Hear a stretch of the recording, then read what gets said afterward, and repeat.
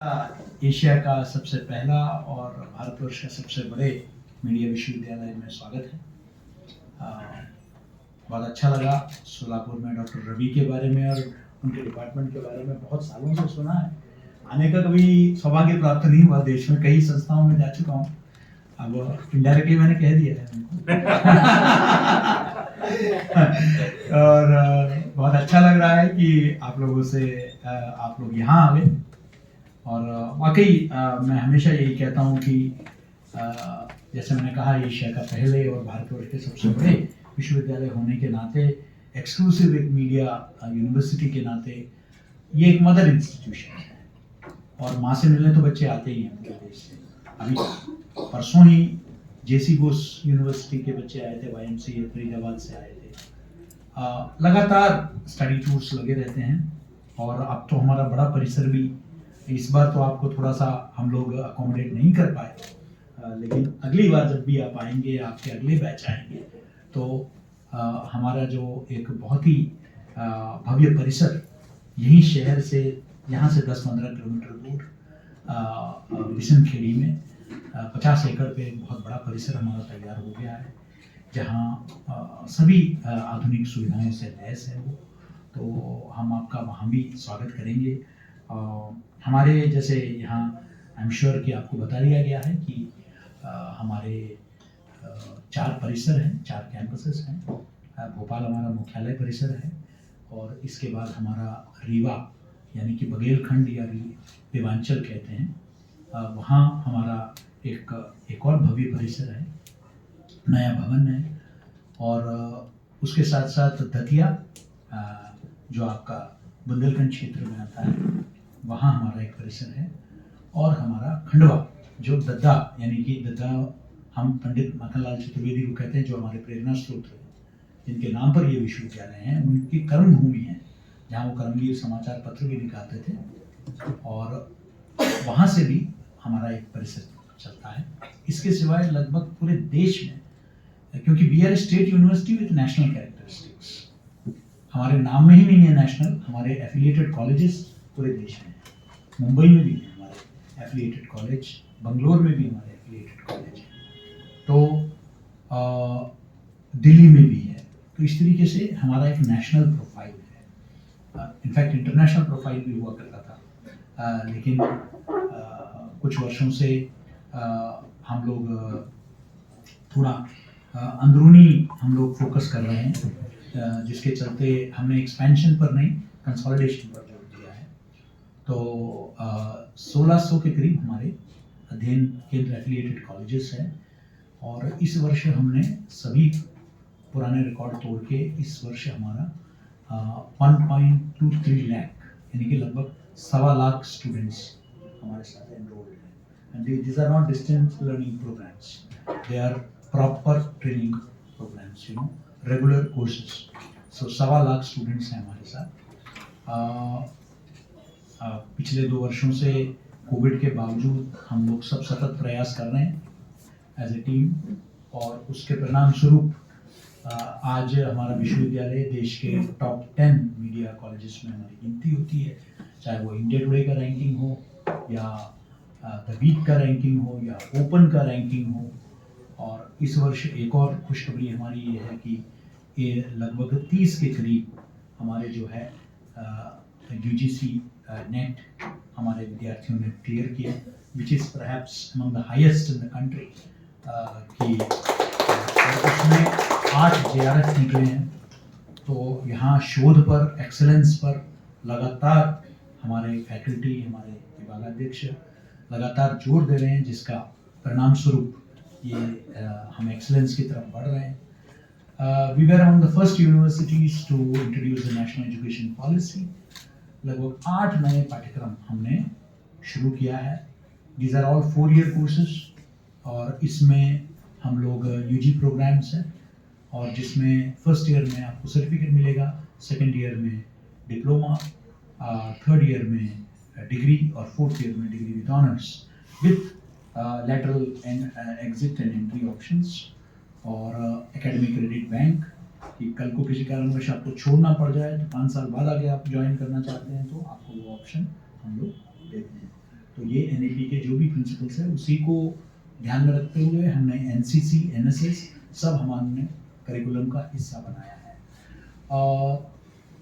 लगभग 8 हमारे we are the only institution offering almost 3 जिसे कहते हैं कि 30 के करीब हम लोग पाठ्यक्रम सिर्फ मीडिया स्टडीज में हम लोग ऑफर करते हैं। ये देश में कोई और इंस्टीट्यूशन नहीं करता है।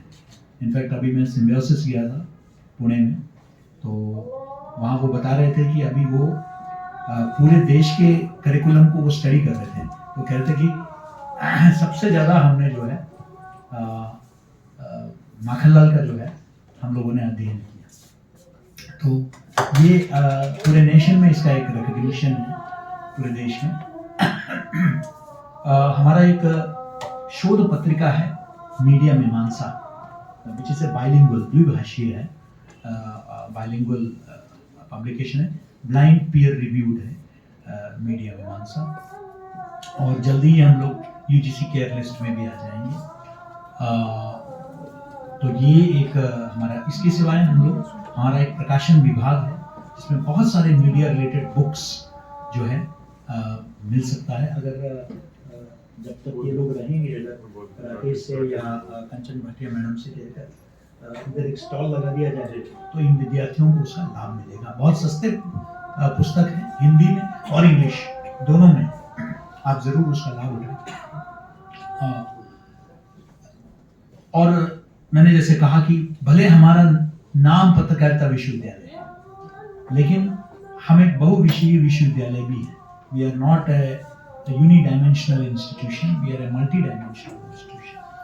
हमारे यहाँ मैनेजमेंट प्रोग्राम है, आप मैनेजमेंट के हेड हैं। हमारे यहाँ कंप्यूटर साइंसेस है। इनफैक्ट देश में पहला बैचलर ऑफ कंप्यूटर एप्लीकेशंस हमारे यूनिवर्सिटी में शुरू किया था, BCA हम ही ने शुरू किया था। आज पूरे प्रदेश में ही नहीं, छत्तीसगढ़, मध्य प्रदेश, मध्य भारत, सेंट्रल इंडिया में हम लोग जो आज कंप्यूटर अवेयरनेस समाज में है, right at the grassroot level से लेकर उसका एक बहुत बड़ा योगदान माखनलाल विश्वविद्यालय का है।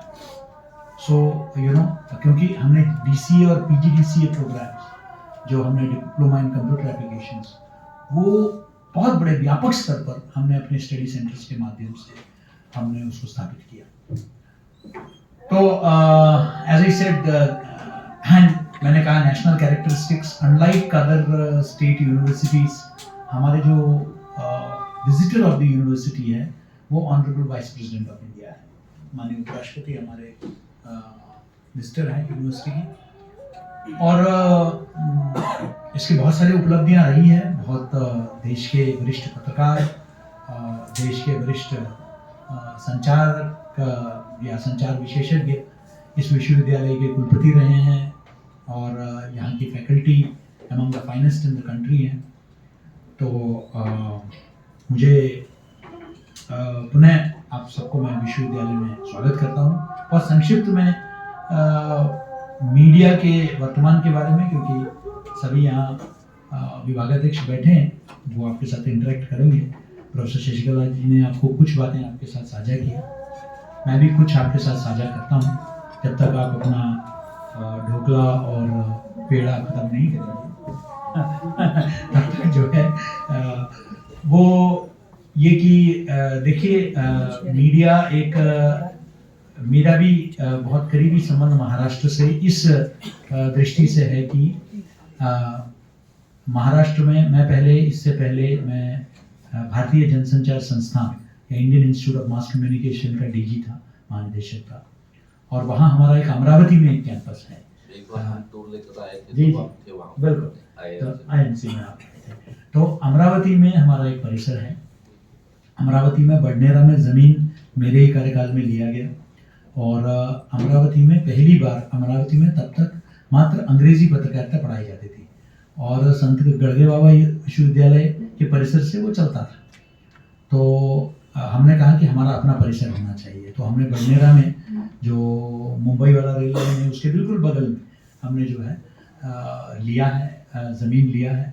दुर्भाग्यवश अभी तक उसमें बहुत ज़्यादा काम कार्य प्रगति नहीं है, लेकिन वहाँ हम अपना परमानेंट कैंपस, और वहाँ हमने ये महसूस किया, मैं ये बता रहा हूँ इसका एक कारण है, इसलिए ये पृष्ठभूमि बता कि वहाँ हमने ये जब मैं पहली बार वहाँ गया तो मैंने देखा कि 4-5 बच्चे उत्तर भारत से वहाँ आके पढ़ रहे हैं, क्योंकि वहाँ सिर्फ अंग्रेजी पत्रकारिता पढ़ाई जाती थी। तो पहली बार मैंने वहाँ मराठी पत्रकारिता, फर्स्ट मराठी जर्नलिज्म प्रोग्राम मैंने वहाँ से शुरू किया। और मैं अक्सर ये उदाहरण देता हूँ कि देखिए, ईश्वर की कृपा से बहुत सारे सम्मान पुरस्कार मिला है, गणेश शंकर विद्यार्थी मिला है राष्ट्रपति जी के करकमलों से, लेकिन इस सब के बावजूद मेरे लिए सबसे सम्मान की बात तब हुई जब मेरे वहाँ से जाने के बाद एक मराठी भाषी विद्यार्थी जो ईटीवी मराठी में काम करता था, उन्होंने मुझे फ़ोन किया एक दिन, मेरे जाने के बाद के बैच के हैं, उन्होंने फ़ोन किया, कहते कि सर मैं आपसे मिलना चाहता हूँ दिल्ली में। मैंने कहा कि क्यों मिलना चाहते हो, मतलब ऐसे ही कुछ विशेष कारण है मिलने के लिए? क्या नहीं सर, मैं आईएम से अमरावती का स्टूडेंट हूँ और अभी ईटीवी मराठी में हूँ, हैदराबाद में हूँ, दिल्ली आया था तो आपसे मिलने का मन कर रहा था। मैंने कह दिया आप तो मुझसे कभी मिले नहीं, मुझसे पढ़े भी नहीं। कहते कि वो इसलिए मिलना चाहता हूँ सर, मैं विदर्भ के क्षेत्र से आता हूँ, कभी सपने में विदर्भ का एक सरकारी स्कूल में पढ़ा हुआ बालक कभी सपने में सोच नहीं सकता था कि वो भारतीय जनसंचार संस्थान में अध्ययन कर सकता है, लेकिन मराठी पाठ्यक्रम लाकर आपने मेरे जैसे एक नवयुवक को भी ये अवसर दिया। और मैं इसलिए आपसे मिलना चाहता हूं क्योंकि आपने विदर्भ के उस क्षेत्र के एक विद्यार्थी को भी देश के एक प्रतिष्ठित संस्था में पढ़ने का आपके कारण हुआ। मैं उस व्यक्ति से मिलना चाहता हूँ, ये कौन व्यक्ति है जिनसे मिलना। और वो मेरे घर आए, चाय पिया और उसके बाद मेरे साथ फोटो वोटो लिया। कहने का ये मतलब है कि मुझे लगा कि this is the real reward. कोई भी अवार्ड से बढ़कर, अवार्ड में कई कहानियां हो सकती है, कोई पहचान, कोई सिफारिश, कोई वो ये, लेकिन ये किसी के सिफारिश पर नहीं बोल रहा था, ये किसी के कहने पर नहीं बोल रहा था, वो अपने दिल से मिल रहा था। This is the real reward. वो इसलिए, अब ये पृष्ठभूमि मैंने आपको क्यों बताया, क्योंकि भविष्य भाषाई पत्रकारिता में, भारतीय भाषाई पत्रकारिता में, भविष्य अंग्रेजी पत्रकारिता में नहीं। अगर आप स्टैटिस्टिक्स, आंकड़े देखेंगे तो आप देखेंगे कि अंग्रेजी के जो ग्रोथ है वो स्टंटेड है, it is not growing, static है।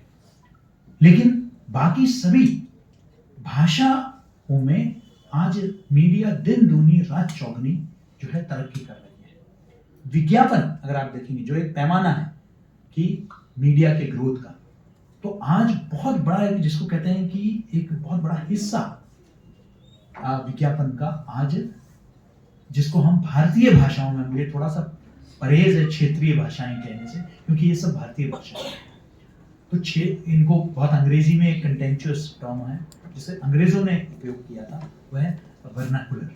बड़ा कंटेंचुअस टर्म है, कभी आप मत इस्तेमाल करें, है ना। ये हमारे इंडियन लैंग्वेजेस हैं, ये भारतीय भाषा है। जैसे मुझे परहेज है बॉलीवुड शब्द से, कि बॉलीवुड, हमने हॉलीवुड को नकल करके बॉलीवुड, टॉलीवुड, कॉलीवुड, क्या वुड है? इसलिए सब वुड की तरह हो गए, कुछ काम दिमाग नहीं चल रहा है, वुड है ये। हाँ, आपको किसी बच्चे को अगर नाम दोगे, उसका नाम अगर आप करोगे पराक्रम, तो उस बच्चे में आपको दिखाई देगा वो पराक्रम, है ना, होता है ना। तो उसके अंदर वो भावना जगती है, जब आप किसी नाम के साथ वो भावना जगती है ना। आशीष जी को देखिए, सबको आशीर्वाद देते हैं तो ये एक भावना है, ये जगती है। तो नाम के साथ भी होता है बॉलीवुड, मतलब क्या है, लेकिन वो भारतीय सिनेमा, वो भारतीय सिनेमा है, हम उसे भारतीय सिनेमा परिभाषित करते हैं। तो इसी प्रकार भारतीय भाषाओं का, तो इसलिए आपके अंदर कहीं भी, चाहे वो हिंदी भाषी हो, मराठी भाषी हो, मलयालम भाषी हो, मैंने इसी प्रकार मलयालम में भी पाठ्यक्रम शुरू किए, और क्योंकि हमारा केरल में भी एक परिसर था, और बांग्ला मेरा शुरू करने वाला था, उड़िया हमारा ढेंकानाल कैंपस में है। इस तरीके से हमने बहुत सारी भाषाओं में काम करना शुरू किया। क्यों? क्योंकि भविष्य उसमें है, विज्ञापन उसमें है, कंटेंट उसमें है। आज ज़्यादा से ज़्यादा लोग, आज आपके जो विदर्भ में जो व्यक्ति बैठा हुआ है, जो विदर्भ का व्यक्ति जब कल को वो किसी और मुल्क में चला जाता है, कोई बॉम्बे का, मुंबई का व्यक्ति जो है मेलबॉर्न चला जाता है, तो वो जानता है कि उसके छोटे से किसी कस्बे के बारे में जानकारी उसको नहीं मिलेगी। किसी ऑस्ट्रेलिया के अखबार में, ना भारतीय मुख्यधारा के अखबार में मिलेगी। उसको वो लोकल यूट्यूब चैनल में मिलेगा, लोकल जो डिजिटल जो पोर्टल है उसमें उसको मिलेगा। वो ढूंढ रहा है। मेरे एक मित्र हैं पंजाब में, लुधियाना में, वो पहले मेरे पीटीआई में मेरे साथ सहयोगी थे। उन्होंने, प्लीज आपको चाय भी देते रहिए, प्लीज प्लीज, हाँ, है ना, food for thought and food for pet, both should be together, है ना। तो ये जो है हमारे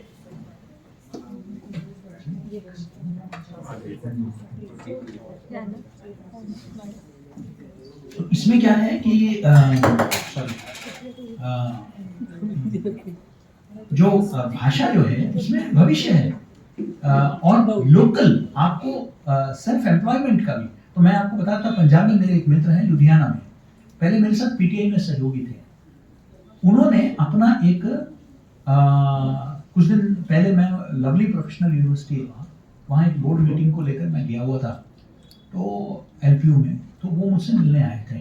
मैंने कह दिया क्या कर रहे हो पीटीआई छोड़ने के बाद? तो उसने कहा कि मैंने कह दिया कभी आप दिल्ली आओ कभी। तो उन्होंने कहा कि नहीं मैं कहीं नहीं जाता हूँ, रोज शाम को मैं जो पूरे पंजाब में जो भी घटनाक्रम है उसको इकट्ठा करके 1 घंटे का शो करता हूँ। तो मैंने कह दिया कि तुम दिन भर की जो घटनाएं हैं उसको शाम को 1 घंटा कौन देखेगा? दिन भर चलता रहता है, सबको पता है, फिर हु इज इंटरेस्टेड? उसने कहा सर क्या बोल रहे हो, मैं ये 1 घंटे का जो शो करता हूँ मुझे देखने वाले कनाडा में है, वो कनाडा बोलते हैं पंजाबी में, कैनेडा को, कनाडा में, अमेरिका में है। कहते हैं वहां मेरे देखने वाले लोग हैं, वो लोग देखते हैं, और कम से कम 1 से 1.5 लाख रुपए मेरा महीने का जो है इनकम है, वो मैं नहीं छोड़ सकता हूँ मैं।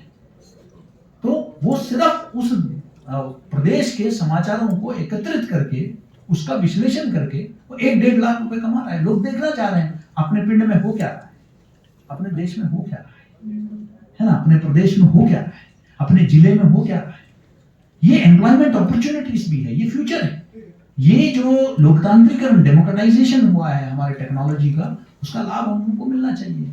तो अपने भाषा पर गर्व करना है, उस भाषा वर्तनी उसको आपको और बेहतर समझने की जरूरत है, और आपको दूसरे भाषाओं में भी जो साहित्य है उसका अध्ययन करने की जरूरत है। देखिए रीडिंग बहुत जरूरी है ना, कम से कम एक किताब आप नियमित तौर पर कम से कम 1-2 महीने जब भी, क्योंकि इस समय अगर आप नहीं पढ़ेंगे तो बाद में पढ़ने का टाइम नहीं मिलेगा। ये जो पढ़ने से आपका वोकैबुलरी और साहित्य भी पढ़ना, ये नहीं कि सिर्फ समाचार पत्र पढ़ना, यू शुड रीड लिटरेचर, और लिटरेचर पढ़ने से आपका जो है वो समृद्ध हो जाता है, आपका शब्दकोश, आपका वोकैबुलरी जो है वो स्ट्रेंथन होता है ना। आपको सबको शशि थरूर बनने की जरूरत नहीं है ना, लेकिन आम भाषा में, आप आमजन की भाषा में आप किस तरीके से लिख सकते हैं, इसके लिए जो है आपके अंदर बहुत सारे मुहावरे वो सब हो। जब आप उस भाषा के साथ आप लिखेंगे तो उसका ज्यादा से ज्यादा लोगों को, और बाकी तो वैसे मीडिया एक ऐसा विषय है जिसपे घंटों बोला जा सकता है, लेकिन मैं ये जरूर चाहूंगा कि आपके अंदर, क्योंकि हमारे शोध के निदेशक भी यही हैं, शोध रिसर्च का एक प्रवृत्ति, एक टेंडेंसी, एक रुझान आपके अंदर पैदा होना चाहिए। इट्स वेरी इंपॉर्टेंट, क्योंकि हम लोग अभी गूगल सर्च को गूगल बाबा शरणम, है ना, गूगल में जो दिख गया वो सत्य है, उससे हटके हमको इन डेप्थ जाना, लिटरेचर रिव्यू करना, ये एक आदत में हमारे आना चाहिए।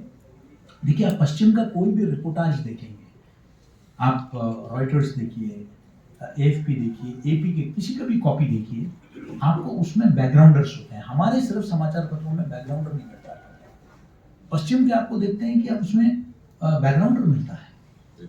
ये बीबीसी का भी अच्छा रहता है, मतलब विदेशों में ये उनका परिपाटी है, उनका हिस्सा है रिपोर्टिंग का, कि you have to give a background. मतलब भारत पाकिस्तान का कोई भी एक, मैं अक्सर ये उदाहरण देता हूँ, भारत पाकिस्तान का कोई भी एक खबर आती है तो वो कहीं ना कहीं वो बताते हैं कि ये दोनों देश का विभाजन जो है 1947 में हुआ था, इन दोनों मुल्कों में 3 बार ये लोग जंग लड़ चुके हैं, ये सारा वो लोग देते हैं बैकग्राउंड। क्यों? क्योंकि हम क्यों माने कि पाठक को सब कुछ मालूम है। पहली बार शायद वो पाठक उस अखबार उस चीज के बारे में जो है पढ़ रहा होगा। अब मैं आपको बताता हूँ, हमारे अखबार में मैं एक उदाहरण देता हूँ। जब भारत पाकिस्तान के बीच में बातचीत चलती थी तब एक प्रोजेक्ट है हमारा, जैसे बगलीहार प्रोजेक्ट है। तो secretary level talks on Baglihar project. अब ये सेक्रेटरी लेवल सचिव स्तर पर जो है बातचीत चलने जा रही है। ये कितना एक पैरा में आता है। ये बगलीहार है कहाँ?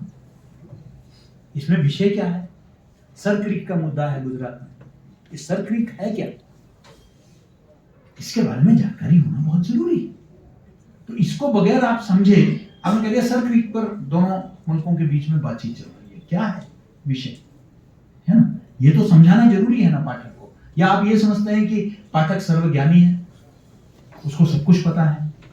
तो ये बैकग्राउंडर हमारे रिपोर्टिंग का एक हिस्सा बनना बहुत जरूरी है। तो इस तरीके से आपका वेल रिसर्च्ड हो, भाषा अच्छी हो, वैरायटी हो कंटेंट में। सब सिर्फ विचार और राजनीति नहीं पढ़ना चाहते हैं, लोग बहुत कुछ देखना चाहते हैं। और पावरफुल स्टोरी टेलिंग, अच्छी कहानियों को खूबसूरती से बताना, क्योंकि इतना कंटेंट आ गया है कि लोगों के पास अब समय नहीं है, अटेंशन स्पैन्स बहुत कम हो गए हैं। आप क्या अपने पाठक को, दर्शक को, श्रोता को अपने कंटेंट की तरफ आप आकर्षित कर पाते हो या नहीं, ये आपके कंटेंट की खूबसूरती पर निर्भर करेगा। आप कह रहे थे कि यहाँ एक सोशल मीडिया इन्फ्लुएंसर है, तो उनके कंटेंट में कुछ होगा तभी तो 20,000 आए हैं, 24,000 आए हैं। वो इसलिए कि कुछ कंटेंट अलग से होगा, हाँ। वरना मैं तो अभी ये कंटेंट अपना बढ़ा सकता हूँ, यहाँ बैठ के मैं 4 बड़े लोगों को गाली देना शुरू करूँ, कंटेंट लाखों में चला जाएगा सीधे, हैं? देश के प्रधानमंत्री को, प्रदेश के मुख्यमंत्री को गाली दे दूं, ये अचानक ट्विटर में मेरे इतने फॉलोइंग बढ़ जाएंगे। मैं उसकी बात नहीं कर रहा हूँ, नकारात्मक कंटेंट की बात नहीं कर रहा हूँ, मैं वेल रिसर्च कंटेंट की बात कर रहा हूँ। अच्छा सब्सटेंशियल कंटेंट सबके पास होना चाहिए। मैं ये मीडिया के विद्यार्थी मिल जाते हैं तो मतलब मैं नॉन स्टॉप हो जाता हूँ, तो इसलिए मेरे को कहीं ना कहीं रुकने की जरूरत है। ये सब बहुत ज्ञानी हमारे बीच में हमारे विभागाध्यक्ष बैठे हुए हैं। मैं चाहूँगा कि वो लोग भी अपना विचार आपके साथ साझा करें। बहुत अच्छा लगा कि आप लोग इधर आए, और आप लोगों को मैंने अभी रवि साहब को मैंने गुजारिश की है कि वो 1-2 जगह अवश्य जाएं, और हम प्रयास करेंगे वो कोऑर्डिनेट करने का आपका विजिट जो है, और आपका ये जो जर्नी जो है बहुत आपके लिए लाभप्रद होगा। It would be very useful visit, ये मेरा पूरा भरोसा है। और पुनः आपका जो है विश्वविद्यालय में स्वागत है, और आने वाले दिनों में आप में से कुछ लोग हमारे शोधार्थी होंगे, विद्यार्थी होंगे और संकाय भी होंगे, ये मेरा पूरा भरोसा है। आप सबको बहुत बहुत